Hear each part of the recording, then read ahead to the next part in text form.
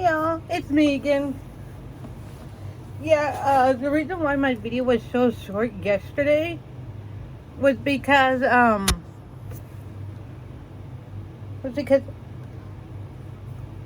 was going as an audience member to a game show called The Price is Right. I'm not supposed to tell you what the episode of mine is gonna be about, but I can tell you that my episode is going to premiere on October 20th of this year. And look for me in the yellow tube top they saw me in yesterday. Okay? And comment down below if you, in one of my many videos, if you have seen me, okay? So that's going to be a surprise. Yay! So, anyways, let's continue with the 1910s book, okay? Let's go! Pershing heads to Mexico. A week after the Villa raid, the two columns moved, Pershing leading on horseback. It was March 18, 1960. All Columbus turned out to cheer. All spent and polished, Pershing offered salutes. His health had sadly declined in the wake of his wife, Frankie's death, and he had thought of resigning his commission, but the sudden call of duty invigorated him. He was certainly presented with a challenge. Trapping Villa in the limitless deserts or the mountains of the Sierra Madre was as likely a prospect, he said privately, as locating a rat in a cornfield or a needle in a haystack. The Mexicans met on his way he knew would be as anxious for him to capture Pancho as had been the denizens of Sherwood Forest, that the sheriff of Nottingham did the same for Robin Hood. Villa was unpredictable and really not normal in his casual manner of taking life and taking women. But at least he was Mexican, and few countrymen of his preferred the gringos. If you know what that means white people in Spanish. I only know that because of some TV show or something, I don't remember. Something like that. And everyone knew that the last time the Yankees came to Mexico in 1846, the result was that Mexican territory was taken to make up 4 American states.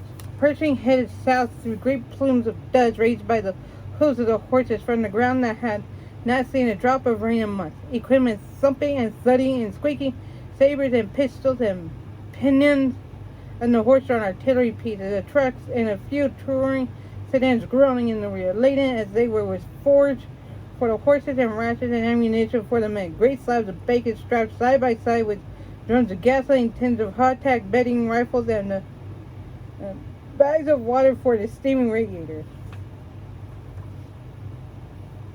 Men wore goggles and wore blah blah. Sorry, I still haven't gotten enough sleep, so my brain is fried beyond belief, so I really can't talk. Men wore goggles and tied bandanas over their mouths. The heat during the day could rise to 110 to 115 degrees Fahrenheit. It was freezing at night. It's going to be 101 today here in Cali, where I am. I hate fucking summer.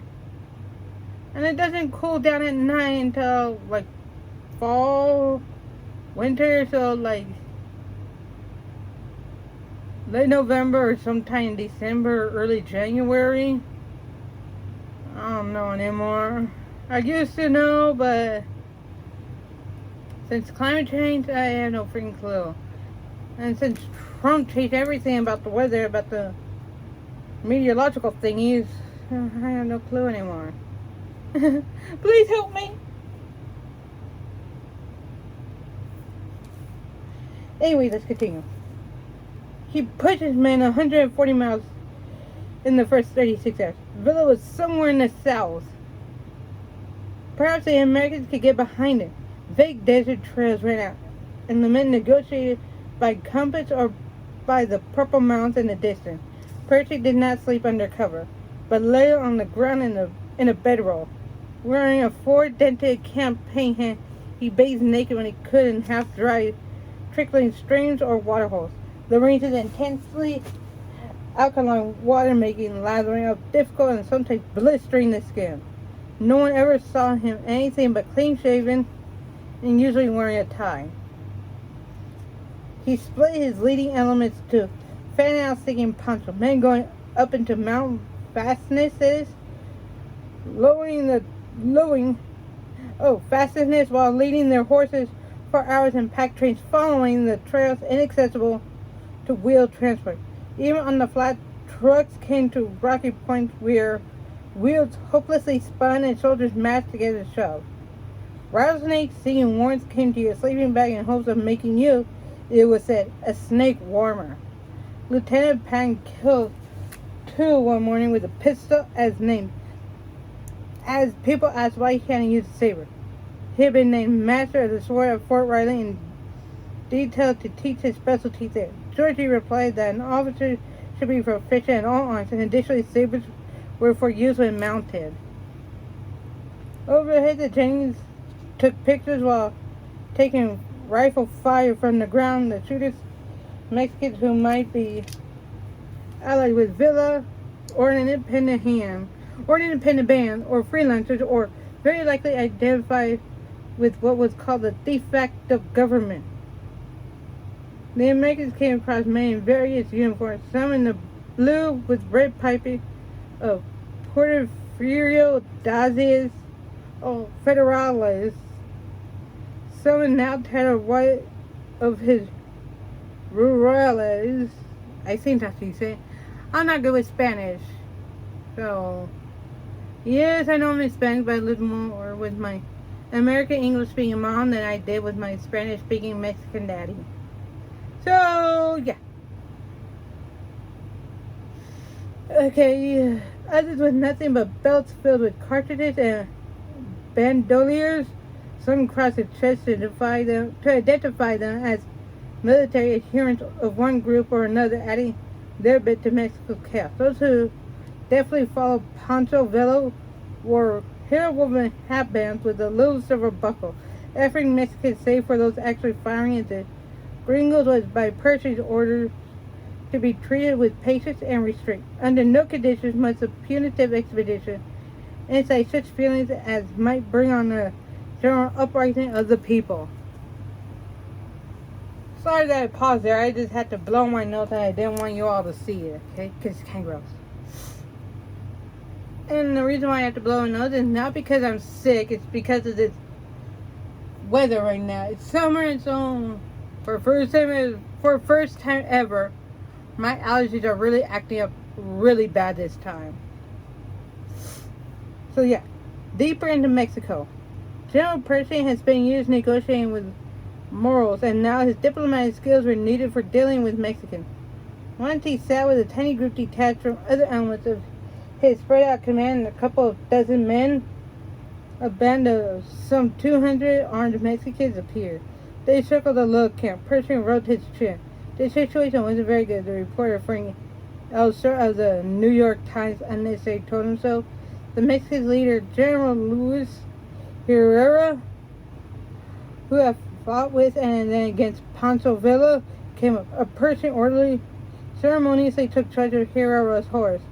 Pershing's cook swept an area clean of litter and offered empty gas tins for the two generals to sit on. Herrera had fine white teeth and spoke in a low voice, Elser noted. He wanted to know how many Mexicans there were in Mexico, how far south they thought to go, and how long they would be staying. Pershing in turn asked how many Mexican troops were hunting Villa and where they were. Herrera bowed with loud courtesy and took his departure. The next time Americans ran into his men, there was shooting. The cavalry of the punitive expedition performed some of the most extraordinary marching feats in the world's history of mounted operations as it sped into Mexico. Soon the army's line of communication and supply back to Columbus was longer than that of Sherman on his Georgia, South Carolina march to the sea. 500 miles past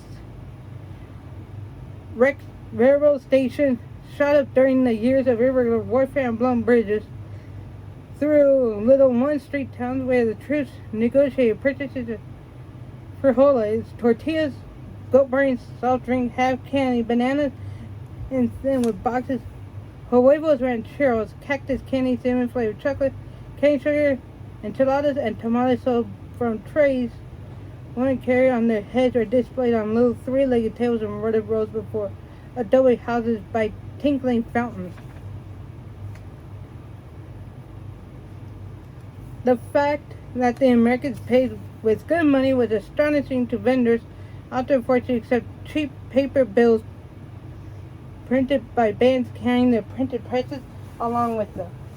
Person looked wonderful, reporters thought. The inspiring picture of how a cavalryman looks and acts. He got along on little sleep, often rising before his men to sit with maps and papers or to such a dispatch as reporters got the journey pilots to fly out to a telegraph station. He munched soda crackers, went back to smoking after a decade of doing without. He was easy with the newspaperman, one of them remembering how he asked the general where Villa was anyway. Your guess is as good as mine, Percy answered, taking a swig of tequila. Tequila! Sorry, I had to. Once in a little ranch settlement at San Geronimo, nearly 300 miles from Columbus at 7,500 feet up in the Sierras, cold, murderous snow falling, little group stretched a bull hide between two posts and built a fire in its lead. There they crouched, grimy, pestered by blowing sand. There were 30 of them, high scouts and guides whose directions were always questionable and alive what Pancho would do if he ever got hold of them. Reporters, a handful of soldiers. There was no tent for the general commander, no table, no folding chair. There was hardtack fried in bacon grease. Ew! Well, I think the bacon grease made it softer, but I don't know. Some fish taken from a stream have proved not to be trout as hoped, but suckers. Dusk approached. Percy was sitting on an empty box. A rickety wagon came to sight, carrying four peons with musical instruments and a woman with children. The musicians got out a fiddler, a guitar player, a cornetist, and a man with a huge bass viola. No one said anything. The men began to play and sing very sweet and very sad Mexican love song. Then they played roll-licking dance tune that couldn't resist. La Cucaracha! You guys remember that song? It goes, La Cucaracha, na na na na. Love that song.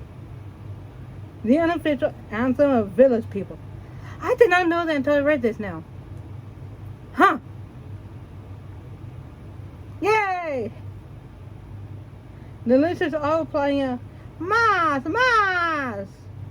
With a battered sombrero, American silver was collected, and for an encore the players offer Adelanta. I see how you say. Remember, again, I don't know Spanish. I know very little. Singing in a high, wailing, falsetto Mexican manner. Pershing got up and moved away to stand by himself. The Mexican stood shuffling, fearful. The Americans saw that the Jefe, I think how you say it, was somehow offended. Reassuring looks were offered, and they strummed their instruments, awaiting a suggestion. Play La Palma, someone said, and they began, and I think how you say that song, and then halted suddenly, for Captain James Collins had raised a hand, commanding them to stop. That was a favorite tune of Mrs. Pershing, he told the other Americans in a low tone. Not like that, more like this. That was a favorite tune of Mrs. Pershing, he told the other Americans in a low voice. Everyone looked at Gerald standing up. He came close. I like that, he said. Why did they stop? Tell them to play La Palma, please, for me. They did, and then went on their way. The Americans standing by the fire and watching as they vanished into the darkness of the valley. Where is Villa? Villa was dead, assassinated, cremated. He was dying. He was gone. He was going. Pershing was assured. In fact, he lived on, and the Americans never got. But the punitive expedition had been sent south. Its orders read to break up the band or bands that had plagued the border. Villa's name not mentioned for fear that if he ran away to the ends of the earth, the U.S. Army would have to pursue him there. At least what was required had been accomplished. The days of the Villistas, I think how you say, firing in the air from moving trains they sat dangling their legs out of boxcar sides. Their goats and trees tethered on the top shelves for a Villa age rating. Viva la Brigada Francisco Portillo, or Viva la Brigada Jose Ortiz. Again, I did tell you to say all that, but again, I don't know Spanish. My daddy would be upset with me. We're over. Many of his people had in the day shifting loyalty manner of Mexico gone over to Pancho's enemies or were dead. The important Basilistas, Colonel Julio Cardenas was dead, for Georgie Patton killed him with a pistol at a shootout in the walled hacienda along with another man. A third was killed by Patton's soldiers. The bodies were strapped onto the fenders of a Dodge turning car like deer back during a hunting expedition and brought back to camp. After that, Pershing referred to Georgie as the bandit.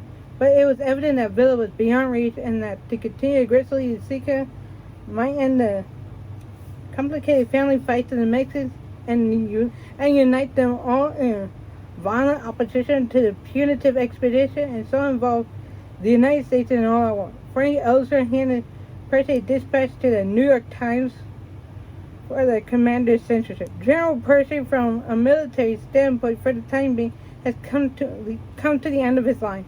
It began. Is that your deduction, Pershing asked? The reporter nodded. All right, send it.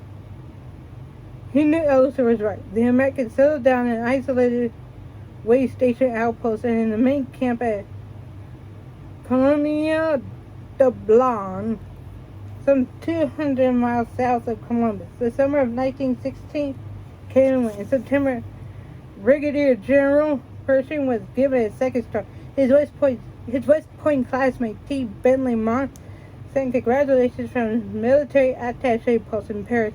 In reply, the new Major General referred in sad, oblique fashion to what had happened back at the Presidio. All the promotion in the world would make no difference now. In California, the parents' home, Nata Pan did not see it that way. Dear Major General Pershing, do you feel horribly dignified now, or can you still smile occasionally?